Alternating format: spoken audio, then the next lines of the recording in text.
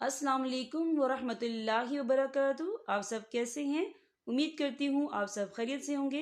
आज का हमारा टॉपिक जो है सूरह तौबा है, आयत नंबर 43 से लेकर आयत नंबर 66 तक। आइए सूरह तौबा से अपने सबक का आगाज़ करते हैं। शुरू करती हूँ अल्लाह ताला के नाम से जो बड़ा मेहरबान नहायत रहम वाला है। तर्जुमा: ए पैगंबर, अल्लाह ने तुम्हें माफ़ कर दिया है मगर तुमने इनको जहाद में शरीक ना होने की इजाज़त इससे पहले ही क्यों दे दी कि तुम पर ये बात खुल जाती कि कौन है जिन्होंने सच बोला है और तुम झूठों को भी अच्छी तरह जान लेते। जो लोग अल्लाह और यौम आखिरत पर ईमान रखते हैं वो अपने मालो जान से जहाद ना करने के लिए तुमसे इजाज़त नहीं मांगते और अल्लाह मुत्तकी लोगों को खूब जानता है। तुमसे इजाज़त तो वो लोग मांगते हैं जो अल्लाह और यौम आखिरत पर ईमान नहीं रखते और इनके दिल शक में पड़े हुए हैं और वो अपने शक की वजह से डामाडोल हैं। अगर इनका इरादा निकलने का होता तो इसके लिए इन्होंने कुछ न कुछ तैयारी की होती, लेकिन अल्लाह ने इनका उठना पसंद ही नहीं किया, इसीलिए इन्हें सुस्त पड़ा रहने दिया और कह दिया कि जो अपाइज होने की वजह से बैठे हैं इनके साथ तुम भी बैठ रहो। अगर ये लोग तुम्हारे साथ निकल खड़े होते तो सवाए फसाद फैलाने के तुम्हारे दरमियान कोई इजाफा ना करते और तुम्हारे लिए फितना पैदा करने की कोशिश में तुम्हारी सफ़ों के दरमियान दौड़े दौड़े फिरते, और ख़ुद तुम्हारे दरमियान ऐसे लोग मौजूद हैं जो इनके मतलब की बातें खूब सुनते हैं और अल्लाह इन जालिमों को अच्छी तरह जानता है। इन लोगों ने इससे पहले भी फितना पैदा करने की कोशिश की है और ये तुम्हें नुकसान पहुंचाने के लिए मामलात की उल्ट फेर करते रहे हैं, यहाँ तक कि हक आ गया, अल्लाह का हुक्म गालिब हुआ और ये खड़े रह गए। और इन्हीं में वो साहिब भी हैं जो कहते हैं कि मुझे इजाज़त दे दीजिए और मुझे फितने में ना डालिए। अरे फितने ही में तो ये खुद पड़े हुए हैं और यकीन रखो कि जहन्नुम सारे काफिरों को घेरे में लेने वाली है। अगर तुम्हें कोई भलाई मिल जाए तो इन्हें दुख होता है और अगर तुम पर कोई मुसीबत आ पड़े तो कहते हैं कि हमने तो पहले ही अपना बचाव कर लिया था, और ये कहकर बड़े खुश खुश वापस चले जाते हैं। कह दो कि अल्लाह ने हमारे मुकद्दर में जो तकलीफ लिख दी है हमें इसके सिवा कोई और तकलीफ हरगिज नहीं पहुंच सकती।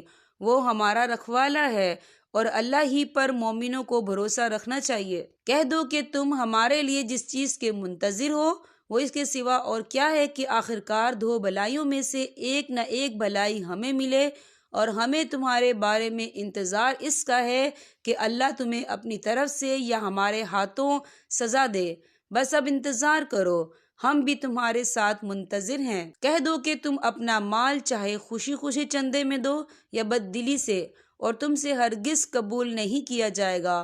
तुम ऐसे लोग हो जो मुसलसल नाफरमानी करते रहे हो, और इनके चंदे कबूल किए जाने में रुकावट की कोई और वजह इसके सिवा नहीं है कि इन्होंने अल्लाह और इसके रसूल के साथ कुफर का मामला किया है, और ये नमाज में आते हैं तो कसमसाते हुए आते हैं और किसी नेकी में खर्च करते हैं तो बुरा मानते हुए खर्च करते हैं। तुम्हें इनके माल और औलाद की कसरत से ताज्जुब नहीं होना चाहिए।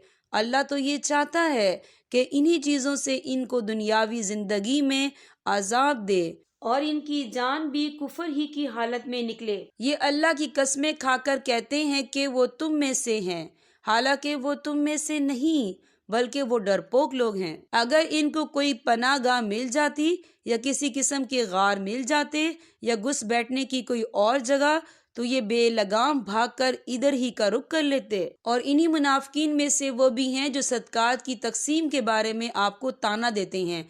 चनाचा अगर इन्हें सदकात में से इनकी मर्जी के मुताबिक दे दिया जाए तो राजी हो जाते हैं, और अगर इनमें से इन्हें ना दिया जाए तो जरा सी देर में नाराज हो जाते हैं। जो कुछ भी इन्हें अल्लाह और इसके रसूल ने दे दिया था क्या अच्छा होता कि इस पे राजी रहते और ये कहते कि अल्लाह हमारे लिए काफी है, आइंदा अल्लाह अपने फजल से हमें नवाजेगा और इसका रसूल भी, हम तो अल्लाह ही से लो लगाए हुए हैं। सदकात तो दरअसल हक है फकीरों का, मिस्कीनों का और इन अहलकारों का जो सदकात की वसूली पर मुकर्रर होते हैं, और इनका جن کی دلداری مقصود ہے، نیز انہیں غلاموں کو آزاد کرنے میں اور قرض داروں کے قرض ادا کرنے میں اور اللہ کے راستے میں اور مسافروں کی مدد کرنے میں خرچ کیا جائے۔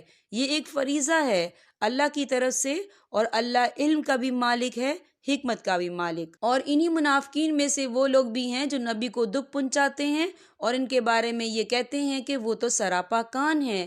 کہہ دو کہ وہ کان ہے اس چیز کے لیے جو تمہارے لیے بھلائی ہے، وہ اللہ پر ایمان رکھتے ہیں اور مومنوں کی بات کا یقین کرتے ہیں، اور تم میں سے جو ظاہری طور پر ایمان لے آئے ہیں ان کے لیے وہ رحمت کا معاملہ کرنے والے ہیں، اور جو لوگ اللہ کے رسول کو دکھ پہنچاتے ہیں ان کے لیے دکھ دینے والا عذاب تیار ہے۔ مسلمانوں، یہ لوگ تمہارے سامنے اللہ کی قسمیں اس لیے کھاتے ہیں تاکہ تمہیں راضی کرے، حالانکہ اگر یہ واقعی مومن ہوں تو اللہ اور اس کے رسول اس بات کے زیادہ مستحق ہیں کہ یہ ان کو راضی کریں۔ کیا انہیں یہ معلوم نہیں کہ جو شخص اللہ اور اس کے رسول سے ٹکر لے تو یہ بات طے ہے کہ اس کے لیے دوزخ کی آگ ہے جس میں وہ ہمیشہ رہے گا، یہ بڑی بھاری رسوائی ہے۔ منافق لوگ اس بات سے ڈرتے ہیں کہ مسلمانوں پر کہیں کوئی ایسی صورت نازل نہ کر دی جائے جو انہیں ان منافقین کے دلوں کی باتیں بتلا دے۔ کہہ دو کہ اچھا تم مذاق اڑاتے رہو، اللہ وہ بات ظاہر کرنے والا ہے جس سے تم ڈرتے تھے۔ اور اگر تم ان سے پوچھو تو یہ یقیناً یوں کہیں گے، ہم تو ہنسی مذاق اور دل لگی کر رہے تھے۔ کہو کہ کیا تم اللہ اور اس کی آیتوں اور اس کے رسول کے ساتھ دل لگی کر رہے تھے؟ بہانے نہ بناؤ، تم ایمان کا اظہار کرنے کے بعد کفر کے مرتکب ہو چکے ہو۔ اگر ہم تم میں سے ایک گروہ کو معافی دے بھی دیں تو دوسرے گروہ کو ضرور سزا دیں گے کیونکہ وہ مجرم لوگ ہیں۔ یہاں پر ہمارے سبق کا اختتام ہوتا ہے۔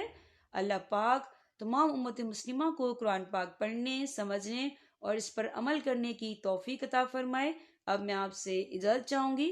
السلام علیکم ورحمۃ اللہ وبرکاتہ۔